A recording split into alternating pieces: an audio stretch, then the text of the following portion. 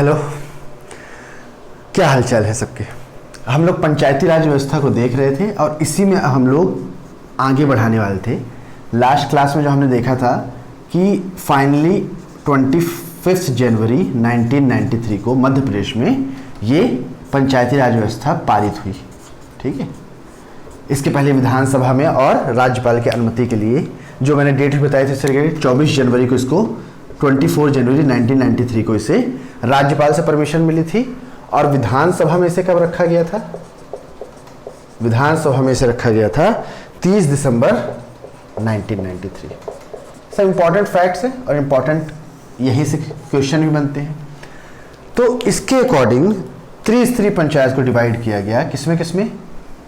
एक हुआ आपका ग्राम पंचायत, एक हुआ आपका जनपद पंचायत और एक हुआ आपका जिला पंचायत स्तर पे। ठीक है, विलेज लेवल पे, ब्लॉक लेवल पे और डिस्ट्रिक्ट लेवल पे। ग्राम पंचायत की बात करें तो तीनों में एक कंपैरिजन देख लेते हैं। यहाँ की आबादी, गाँव में जो आबादी ये कितनी होनी चाहिए? जहाँ 1000 या 1000 से अधिक इतने गांव होंगे, ये कितनी आबादी पे बनाए जाएंगे, कितनी पॉपुलेशन पे बनाए जाएंगे? ये 50,000 तक जनपद।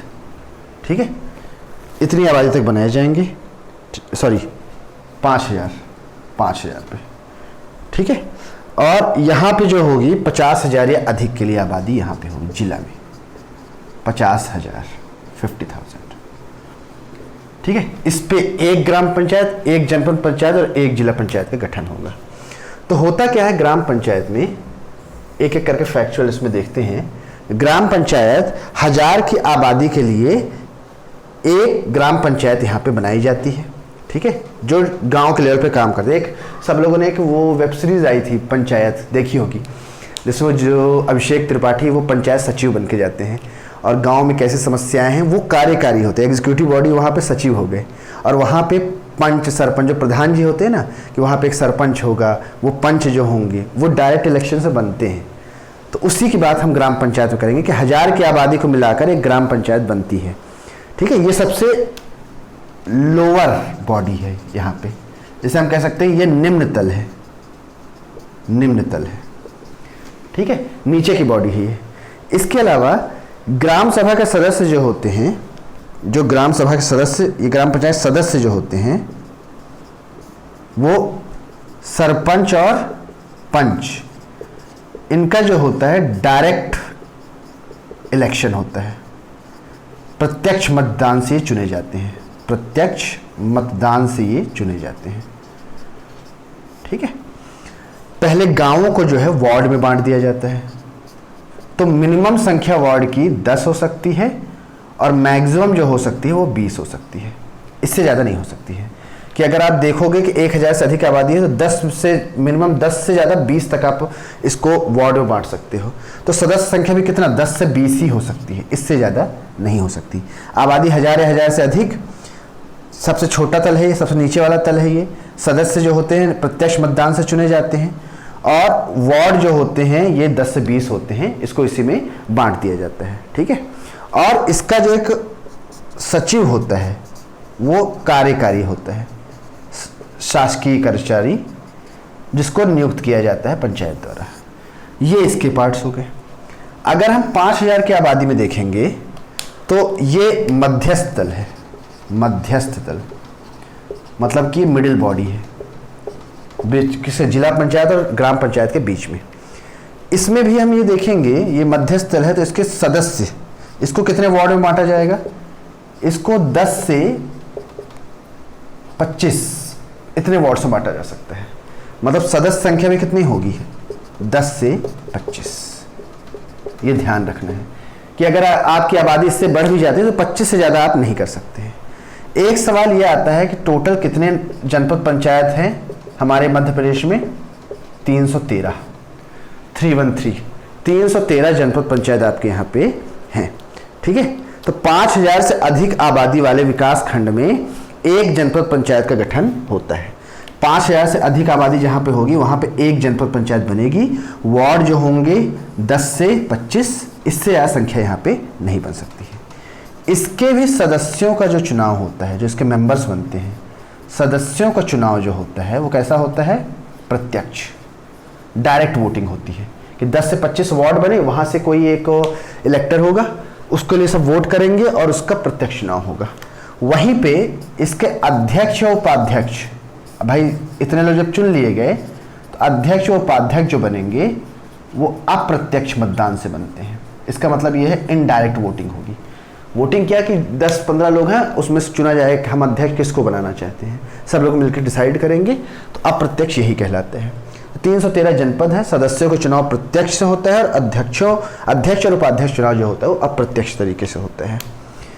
इसके अलावा इसमें हम देख सकते हैं इसका जो कार्यकारी अधिकारी होता है, इसके लिए भी एक गवर्नमेंट ऑफिसर चूज किया जाता है, वो होता है CEO, चीफ एग्जीक्यूटिव ऑफिसर, है ना, ये यहाँ पे चुना जाता है CEO।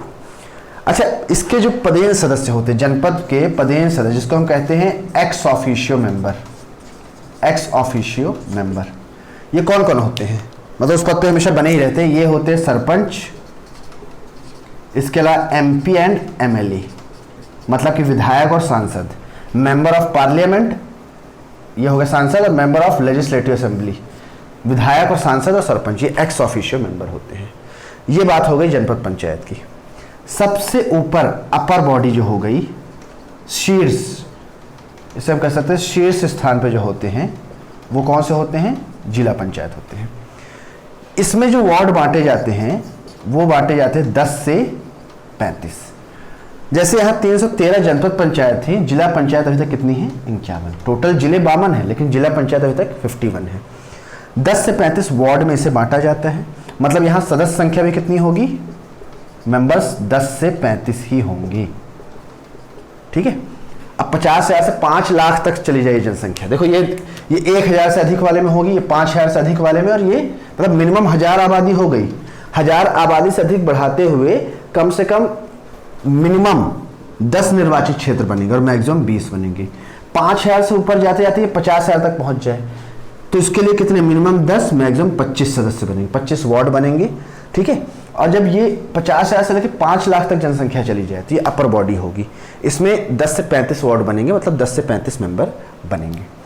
ठीक है। इसमें भी अगर आप देखेंगे तो इसमें सदस्यों का चुनाव जो होता है प्रत्यक्ष रूप से ही होता है। ठीक है। तो सदस्यों का चुनाव जो होता है वो प्रत्यक्ष रूप से होता है। प्रत्यक्ष से या डायरेक्ट इलेक्शन से सदस्य बनते हैं और उन्हीं में से अध्यक्ष व उपाध्यक्ष जो बनेंगे, अध्यक्ष व उपाध्यक्ष ये बनते हैं अप्रत्यक्ष रूप से। मतलब इन्हीं में से कोई चुन ले, 10 से 35 सदस्य बन गए, इन्हीं में से कोई चूज कर लिया जाता है। इसमें भी अगर आप देखोगे तो इसका भी एक जो कार्यकारी जो वर्किंग, तो आपको पता है जिले का सबसे बड़ा अधिकारी जो काम करने वाला होता है वो IAS ऑफिसर या कलेक्टर होता है। UPSC के थ्रू जो सिलेक्ट होते हैं फिर उनको यहाँ पे नियुक्त किया जाता है। हर जिले के लिए एक कलेक्टर होता है, तो वहाँ जिला पंचायत बनती है। इसका जो कार्यकारी अधिकारी IAS होता है। ठीक है। और इसके अगर हम एक्स ऑफिशियो मेंबर की बात करेंगे तो इसमें भी एक्स ऑफिशियो मतलब कि पदेन सदस्य में MP MLA तो रहेंगे ही, और जनपद पंचायत का अध्यक्ष भी होगा। जनपद पंचायत का अध्यक्ष, जनपद पंचायत का अध्यक्ष। यहां तक आपकी पंचायती राज व्यवस्था समाप्त होती है। तो हमने यहाँ पे पूरा पंचायती राज देख लिया कि पंचायती राज हमारे यहाँ त्रिस्तरीय पंचायती राज्य है। सबसे पहले संवैधानिक तौर पे सबसे पहले पंचायती राज व्यवस्था का दर्जा पाने वाला राज्य मध्य प्रदेश था। मध्य प्रदेश में जो समितियाँ थी, हमने सबसे पहले एक समिति केंद्र में देखी थी, बलवंत राय मेहता समिति, हमारे यहाँ अशोक मेहता समिति, जिसने द्विस्तरीय मॉडल का प्रपोजल दिया था। धीरे धीरे फिर त्रिस्तरीय को एक्सेप्ट किया गया और हमारे यहाँ कब एक्सेप्ट हुआ? 25 जनवरी 1994 को ये पारित हो गया था। और इसके अकॉर्डिंग त्रिस्तरीय पंचायत बनी और उसमें गांव के लेवल पे, जनपद लेवल या ब्लॉक लेवल पे और जिले लेवल पे, डिस्ट्रिक्ट लेवल पे अलग अलग पंचायतें बनी। आबादी पर डिपेंड कर रही है। 1,000 से ज़्यादा आबादी हो, 10 से 20 हो तो ग्राम पंचायत। अगर 5,000 से ज़्यादा आबादी हो, 5,000 से 50,000 के बीच में, तो इसके लिए क्या हो जाएगा आपका? मतलब इसको इस तरह से देख सकते हो कि 1,000 से 5,000 तक में कितने हो जाएंगे? 10 से 20 संख्या। 5,000 से 50,000 तक जाओगे तो 10 से 25, और 50,000 से 5 लाख तक जाओगे 10 से 35 वार्ड। बढ़ते जा रहे हैं, मतलब उतने ही सदस्य निर्वाचित किए जाएंगे। फिर प्रत्यक्ष चुनाव कैसे होता है ये भी समझ में आएगा। सरपंच, पंच, इन सबको डायरेक्ट इलेक्शन चूज किया जाता है। और अप्रत्यक्ष क्या होता है, उन्हीं सदस्यों में से किसी एक को अध्यक्ष या उपाध्यक्ष बनाना। फिर में एक एग्जीक्यूटिव बॉडी, कार्यकारी अध्यक्ष सचिव जी होंगे, इसमें सीओ जी होंगे, इसमें आईएएस, ये भी चुने जाते हैं, ठीक है, चीफ एग्जीक्यूटिव ऑफिसर एंड ये सब गवर्नमेंट अधिकारी होते हैं। तो यहाँ पे हमने तीनों स्तर की बातें कर ली हैं। अब अगला क्लास जो होगा वो नगरीय प्रशासन या अर्बन अरेंजमेंट के बारे में होगा, और फिर आपका ये पॉलिटिकल ये वाला पार्ट खत्म हो जाएगा। कुछ प्रशासनिक संस्थाएं देख लेंगे, फिर मोस्ट प्रॉब्ली हम लोग ज्योग्राफी या भूगोल स्टार्ट करेंगे। तो पढ़ते रहिए, है ना, मिलेंगे, छोड़ के नहीं जाएंगे। चलिए, ऑल द वेरी बेस्ट।